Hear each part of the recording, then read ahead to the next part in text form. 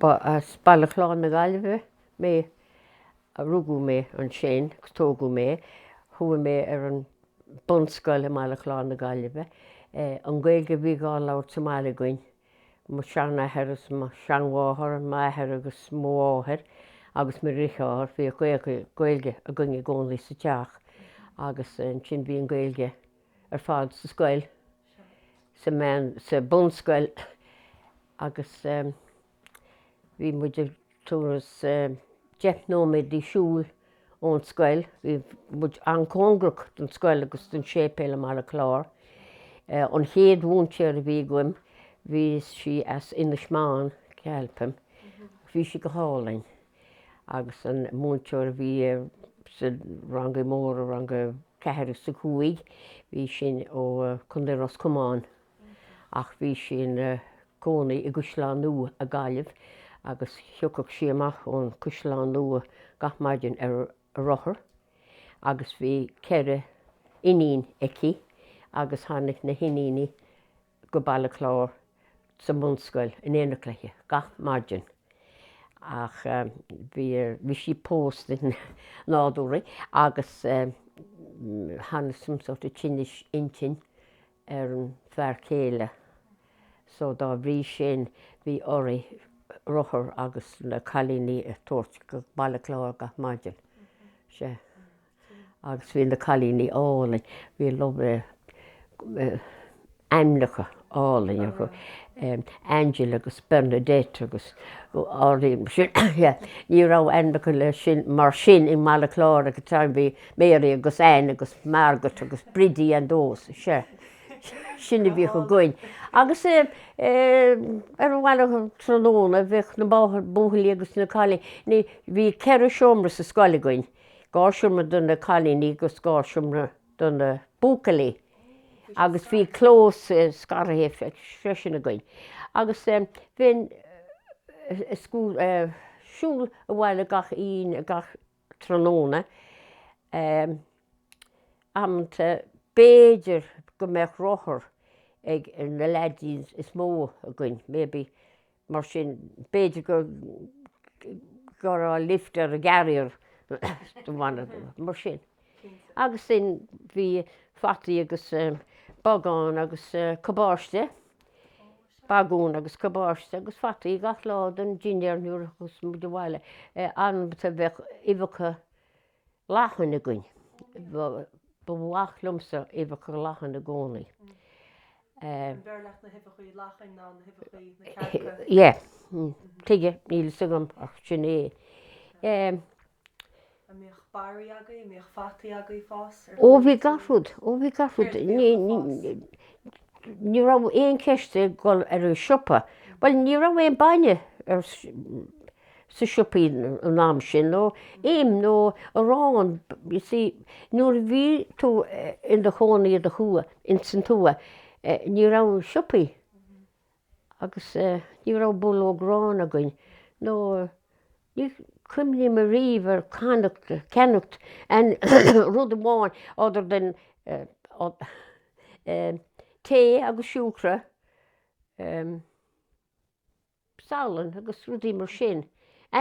Rud a bích nach rah tú an ráil as ferm sa Bhaile. Bhí muid mar a dhéará self-sufficient. Agus bhí siú gobad ribh scoil ar a bherim agus tréis na scoile? Well ní rah miseach bhí lán eile bhí ddrichár agam agus bhí meithir agus mháthir an sin. Ach ina mór an áitina bhíoh na cailíní agus na búthailí ag obair a muoich ar an firm ag puitear na fataí agus rudaí mar sin. Tinón mar a dhéará, Agus bhí deontas an, ar deontas níos a tú an faoin. Bhí deontas 5 funt nuair bhí mé 7 bliain a díos. Jo fá 5 funt sa bhliain dá meach an Gaeilge gá labhairt sa tealach sa Bhaile Good. Agus bina go rasar amháin a bheits? Ó nó le gach páiste os cin 7 bliana a bheith freistal ar an mhúinteoir. Agus bhuiir tú sin rins blianta ní chéile? Túramas 6 bliain. Agus bhí 5 funt an am sin comparáideach le céad euro inniuh. Agus cheanna sib rud a bit leis an airigid. Well, thiúcach sé sa post caiicís rih an nálach. Agus an Joontas Jerry fuair mé cheanna ma éair rothar gom. Nuair bhí mé 3 bliain déag d'aois. Chuir sé 3 funt leis an 2 bhliain Joontas fuair mé. Sin mé 3 funt déag costas an rothar sin. Agus bhain tú an úsáid? Bhainte an úsáidechas cúig bliain rothaíocht go Gaillimhe go dtí mheánscoil. Agus amach. Dóigh se bhádairt? Túnas lethúach le nó ceacham nóméid. Bhí tú brach? Agus a go leis go scoil a rion sagart sa múna sa scoil freisin. Ó sa bunscoil. Uní rá bhí an Tomás O'Connor an príomhach is scoil na Bóchalaí agus Benny Gwibili a bhí sa príomhide sa scoil na Gaillimhe. Uní rá, bhfuil bhí sagart sa práiste ach bhí sé crusta. Thiúcach sé isteach gach de híine agus an céad ceist céad a dúte sa salmon an seachtain dónach seo caite. Nis bhí seachtain imithe, bhfuil is good? Bhí an salmon aige, fas cén salmon? Seanmhar. Ar a dónach agus í thiúcach sé isteach go deireadh na seachtaine. Nis cén sót cumnach a bheith good. Agus ní bheith mór an don efran trí Gaeilge ná sin freisin.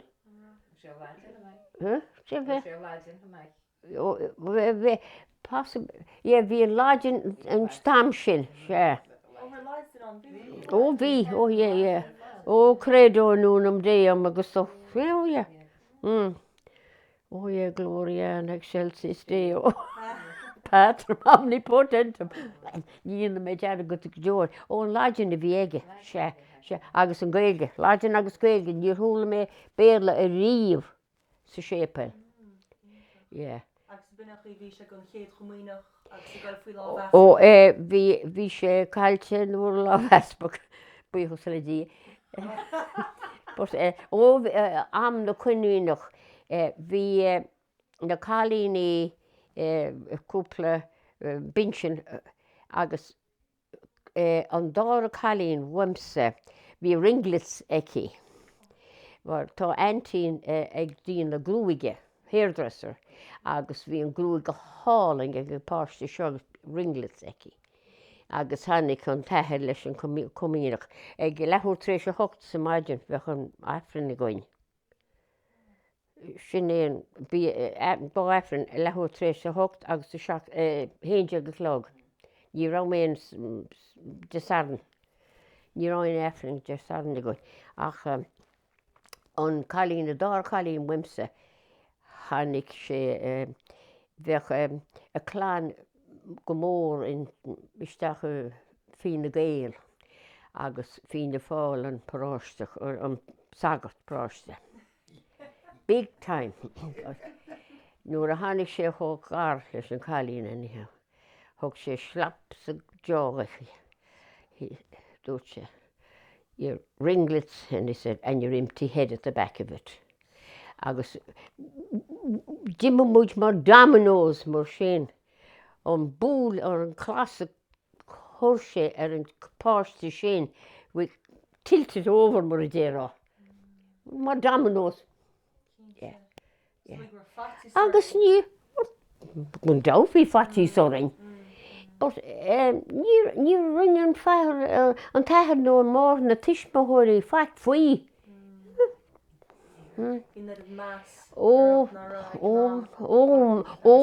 Ón meas fatís.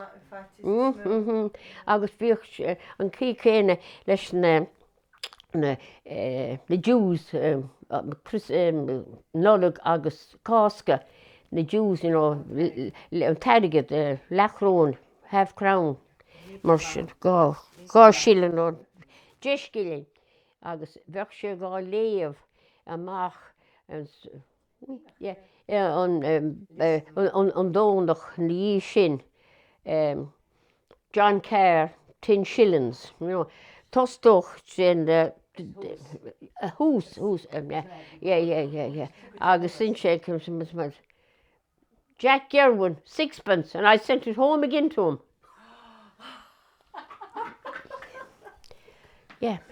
Bhíodh sé sin in iscáil rá sa sépéal mBaile Chláir. Bhí sé go fásach. Agus in dhí sin tháinig sagat álainn a gcuin. Bhíodh sult fatí san na daoine a labhairt leis a sagat nó. An fear eile, se. Agus carbás an sagart nó a tháinig? Chun den Chláir. Agus bhí seo an níos deis sin? Bhí sé go hálainn. Caitheann na Mart an fear bhí ribh sin. A méolaid, Agus anú róise ag náfinn choileúnach. A méocht na fir? Fir a tíh bháin agus na bná ag an tíh eile agus na páistí hús sa céad binsi. Fiú gamocht tú pósta? Is cuma pósta ná op. Jimmy sin agus bhí tusan sin. Sin chuí bhí sé. There was no holding hands. No. Bhí sé, bhí sé,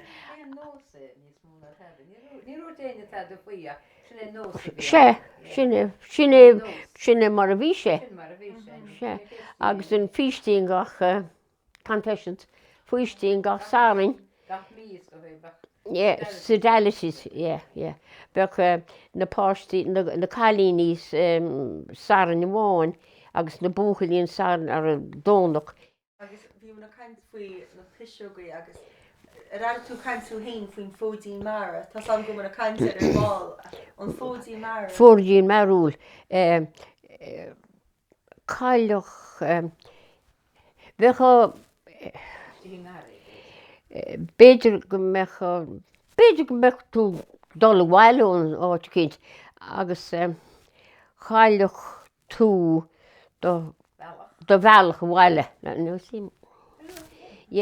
Agus sé an leis a bhí ar an fódín marúil nó tóir after jacket agus umpaíonn inside out é. Sin é leis. Well, then dá me háán an rud sin na dhéine, ní bheith an fódín marúil ort. Sa céad áit nach meach. Fódín marúil a dús. Marúil ag sin is cruinne. Sin is cruinne. Dear muidín fódín mara. Fódín marúil. Marúil. Tá is an cruinne fá. Marúil, agus an fér gortach. Well, ní go chuí fér gortach chum sa chuí. An ochras, bheadh ochras sort, Tucín fér gortach chum. Bheadh ochras sort. Agus beidir go dhear fáin fódín marúil is bhfuil. Bhí tú búcar fada sin. Thugad is nó beidir pí chácan na bóca. Le bheith hacab. Dan dís Óra. Ceart. Erectis nó wetis. Ceart. Agus sa méocht do bhainte a caint faoin fódín marúil agus an fér gortach sa mBaile. Bheadh mu sean ahar ag ginsteachta scéalta chum óige bháin bheadh sé scéalta leis. Teachta bhile beidir tar éis imeacht cártaí. Bhíodh cártaí go imeacht sin in pastime bhí acu. A caithe venture a bhí acu.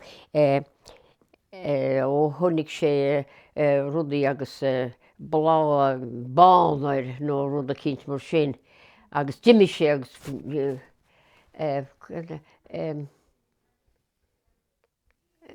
rud a cinnt eile faoi éanacha.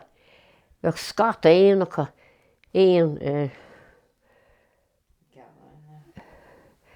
Agus bhí si d'imeacht agus tucadh siad ríist agus bhí si daoine ríist agus rudí mar sin. Agus capal a capal bán, ón capal bán, rud mór, se. Céad faoin gapal bán Go raibh spirodí tuachtar eis. ó bad. Yeah. That's sin é. Yes, yeah. Agus bheith tú cóngrach don capal bán, agus tá sé imi. Agus bhí áitin na speisialta fan feicáil. Agus an fábhí lei sin, bhí cultúirtaí hin, aber rud réan á, nó Chreid. Se. Sé géir gCathair ach machhaid, do déadú ó bhí sioglaí sin nó facas, Se. Agus bheith rothar ó bicycle agus ní raibh duine bích a maciíocht ir. Ach bhí an bicycle i gimbeacht. Ní racha mé, ní rá sé andarí a bhór na scéalta, pisrógaí. Agus i dhin lá chin, New Year's Day, ní sé cá meach leis an ochra like the ashes, you wouldn't put ashes. Ní chaá in airgid, you wouldn't spend money. Ní bheitá níán washing. Cean focail a bhíad sin le ashes. Lucra. Bhí go leor agus, ach dimí go leor gan na sioglaí sin leis an Ó sé, ó na sióga. Bhí áiteach leor agus féte go is go bhfuil go teach do bhhaile blianta amhain ó 19 bhí heachtar leabhí le bhain. Gus bhí crucha an mór le bhil Níos agus bhí cinál me gur Níos chunig me rud mór agus hí deall dear a fé ar a tadaí an deall. Ach bhí tóirse bag agamas go mé a tóirse me sábhil a tóirse ní man batterí úsáid ach lasbeh ce a há asal. As, Ach man me an tóirse an. Féitil go dtí lániu ar de hanmháthir bhí caiilte le í blin óhain. Bhí go leor ar talach bheith go leor Ó, agus de réir me bheith sé Gaillimhe chuineáil dís leis. Ó, níos mór. Wind her up again. Agus faoin náma bheith agus sús a stair a chola le de chuineáil. Agus bheith aglort, ó sé. Agus is stafin agus Agus bhí chun leaba, méid sin ó. In faoin leaba. Ó bhí fatí sormsa. Bhí an fatí sormsa go le bhhail go le chola. Bhí an leaba, bhí cosí faoin leaba. Agus an leaban sin. Bhí mé gcónaí a féchant nó fannacht leis a leidir hannig isteach faoin. Ó, yeah. Ach leis a gcónaíil bheith go leor scoilí le bheith. Ó bheith, yeah. Bhí scoilí go háil bheith déanamh cuimhin. Bheith déanamh ealaí ar mála. Sé, you remember?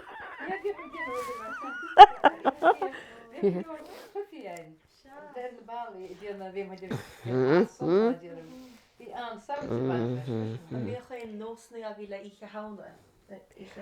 Ó bhíoch, Halloween, ó bhíoch. Bhíoch na pócaid. Agus bheith sean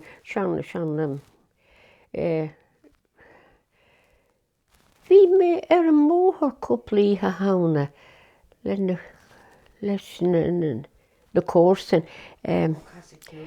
Casa ceol ó hach a hach. Ach bheith muid gléasta bheith ó seo, mar seo gine gus, agus lá le bríide was láile. Chun mu sin é an bríide ó gléasta glán, chun mu sin leat, An íon tú an faoin nídóg, céad a bhí i gceist leis sin. Bhí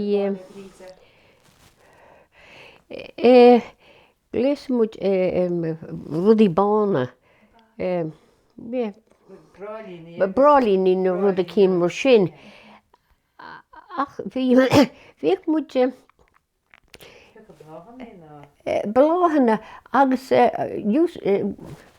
dearmh mu páidracha siad bheith bhuiir nó rud a cín mar sin. Agus dá meach benna tí goin Somáile dúach sí pin nó gáfín goin. Béidir ní rá mór an teach san áit bhfuil is go dóla trí nó cethráid. Ó ní nó. Agus bhíoh se becasa ceola dúirt tú ba? Órán ní rá.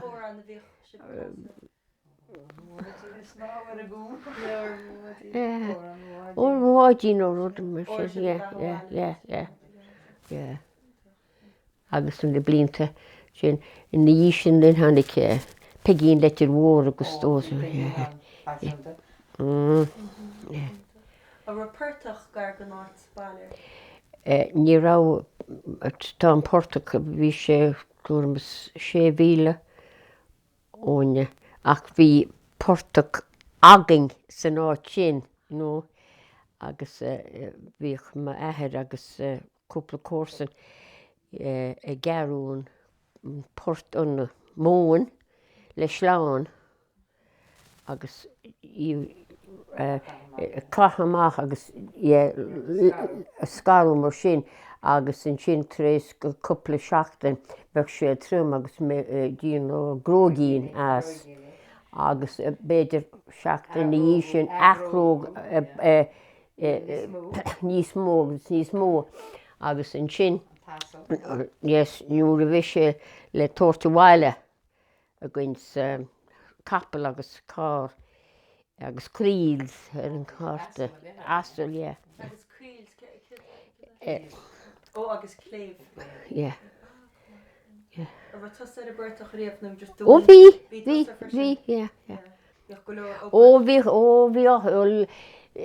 bhí angrágam don Portach an té agus bheith ketla go agus ó dún le sin agus tos nó an tine so picnic i bí go gain agus bhí mháthir rinne sí cácha corn sin ó corn cake agus bheitcha gá gearú leis an scín bheith na slibhar ónach agus dheofach muid an tuisce ón eftir má bheith tobarrán I think beidir go dúrach sé isci linn ón Bhaile Chreidim de good, Stoi gur chopla tubair hart go tubair chola Bhaile ag an am sin bhíodh,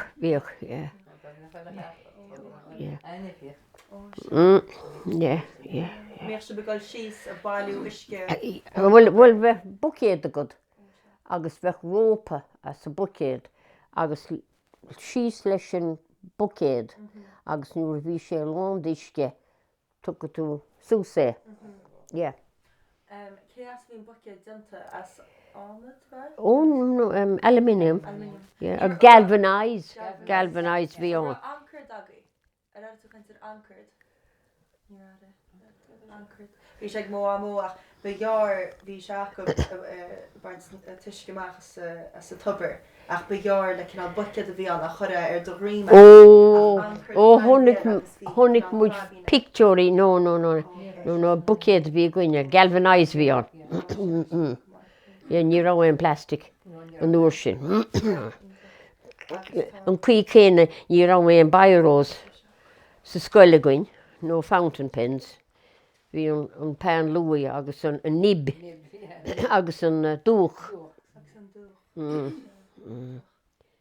Agus an letter seo. Má túnán chola caint agus ionteach an faoin letter seo scríb le a head. Míl béthe sé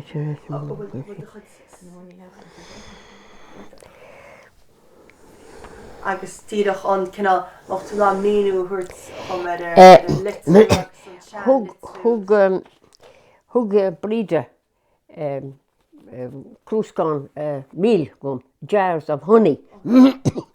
Agus seo an buchas thug mé léthe. Míle buchas tuit as ucht na crúscán míl a thug tú dom. Tá tú chomach.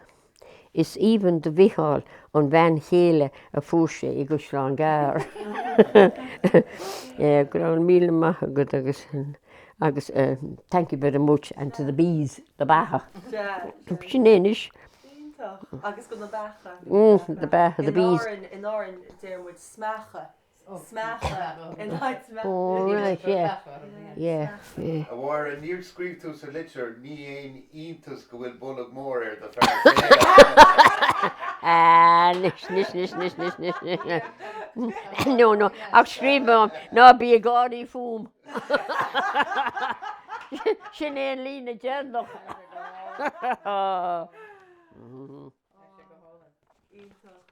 Ó gcéire. Cursa tinné. Cursa tinné sin. Agus rabheice an Ghaeilge tá litrí Níos. Stoim mar sé níos stochart inis an Ghaeilge. Well, ní bheith mé ná é scríomh nó a léamh. Agus an bailte tá an áir difriú nach bhfuil agus an sceapa.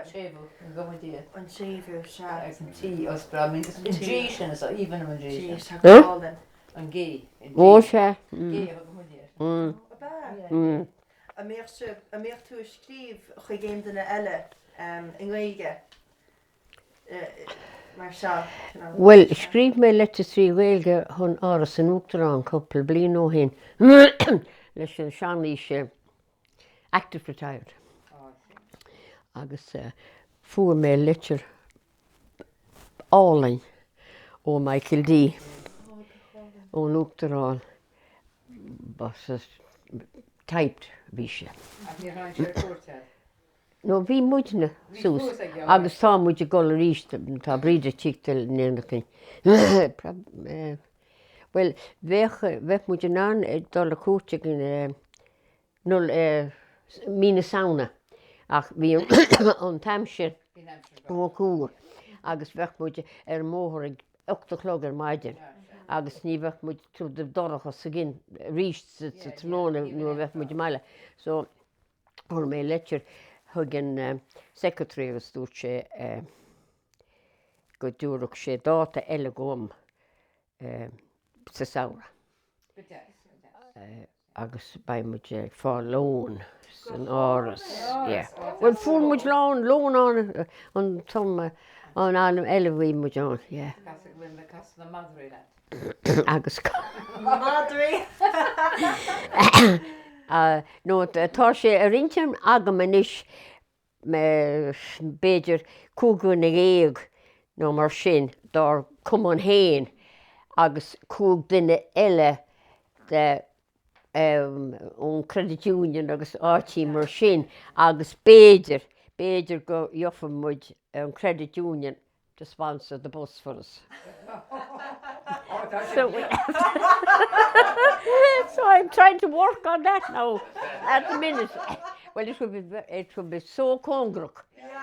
On bus stop to mucht an doras agus straight direct to the Áras.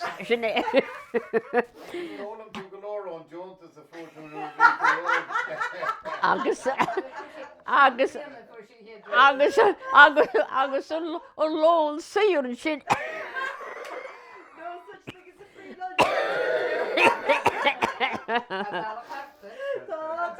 Béidir na finger. Yeah. So that's sin éis. Ceistí beag agam an ráig is ag na daltaí eile sa mheánscoil go rá Gaeilge sa Baile agat, mar bhí tú de chalíní ón chathair nach rá mar? Bhí a lán Gaeilge sa chathair, even nám sin, yeah. Bhí... So bhí Gaeilge sa Baile chuid na tuismitheoirí do na scoláirí an am sin Beidir being on túthe, they came. You know, there could be all country people and these were their families again, you know? So there would be Gaeilge in the homes, yeah. Oh, we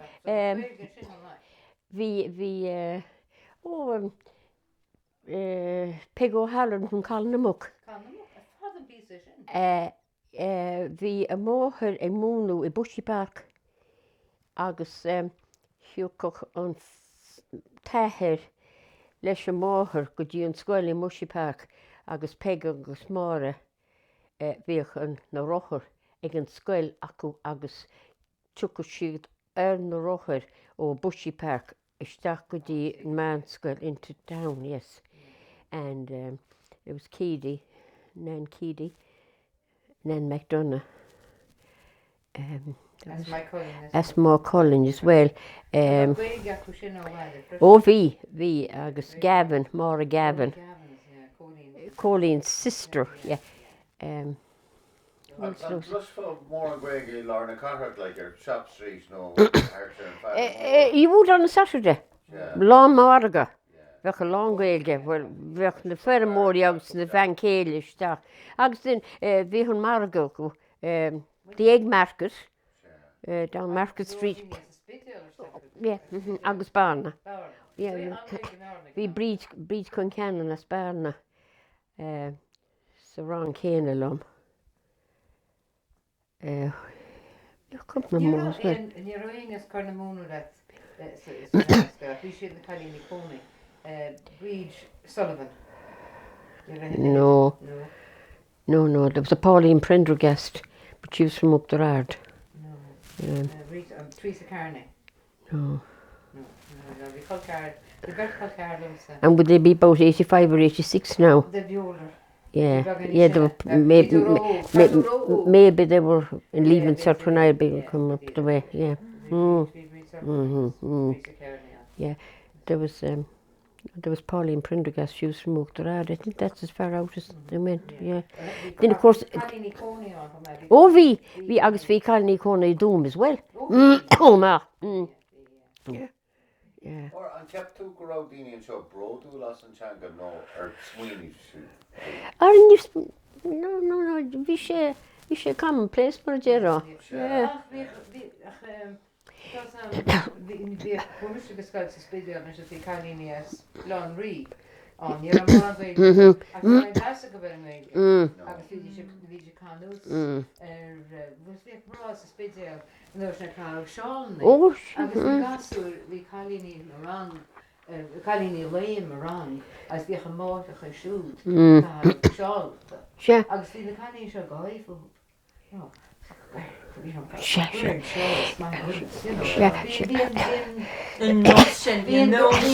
There was something inferior about inferior, I think it was, yeah. Is cuipan am a gcónaí dúirt ahar an fila agus tá cosúil le Lennox me féin tá Rita Higgins on gCathair ach dúirt ahar le ná bachla teanga an bochtanas. Mar ceap sé mar rotú chun dul chun céine do hí a bhéidir go America, you know, dul go dtí sasna nach rá buntáiste ag bant le Captain Freshen Captain go rá sa blianta with maybe ceir scór bliain ó hen an Gaeilge Connemara agus bhí bochtanas an Connemara.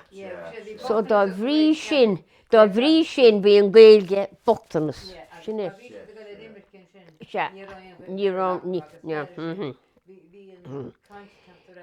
Agus an sin bhí bochtanas an Connemara. Sinné. Agus an sin déanaí tháinig na páirtí ríist isteach go dtí an chathair bhí siad a gobar sa munachanar si siúpaí i títhe agus an óstáins agus mar sin agus an ospidéal. Bhí a lána glanú agus mar sin san ospidéal. So bhí an Gaeilge ar an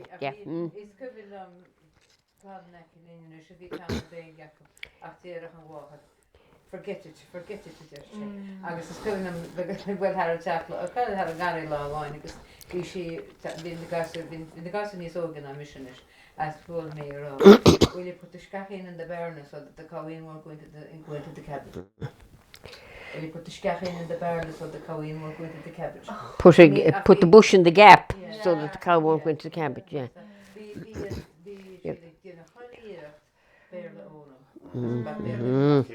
Tá bhecinn tú Gaeilge amach te gapan tú gur go I dro má atá sí nó cin an tochaí meastantá an lá.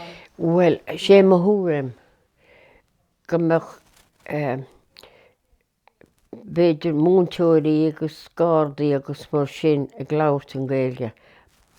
Ach déan gur bine méid a bhés. Siúpaí ní like dá thiúcáisteach siúpa a nniuh agus íri punt ime. Ní bheitha good, if you asked for it in French you'd get it, but you wouldn't in Irish. I think it is on the decline. Now there will be a certain amount of it here and there in little pockets, but I can never see it come back to what it was as a language, and it's a shame really. We should have it. Go back, yeah.